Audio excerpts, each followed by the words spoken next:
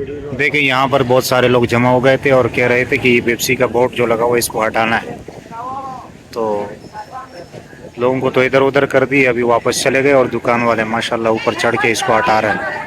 اسرائیلی مصنوعات ہی کا نہیں، اسرائیل کو مدد دینے والی کمپنیوں کا بھی بائیکاٹ۔ لیکن خوب سمجھ لو کہ اسلام ہمارے پاس اعتدال کا دین ہے، یہ محض جذبات میں آ کر توڑ پھوڑ کرنے والا دین نہیں ہے، یہ جذبات میں آ کر کسی کو نقصان پہنچانے والا دین نہیں ہے۔ لہذا یہ پتھر مارنا، پتھر برسانا اور جا کر کسی کی جان کو، کسی کے مال کو نقصان پہنچانا، یہ شریعت میں حرام ہے۔ لہذا احتجاج کرو، بائیکاٹ کرو، مگر پرامن طریقے پر کرو، اس کے اندر کوئی بدامنی کا عنصر شامل نہیں ہونا چاہیے۔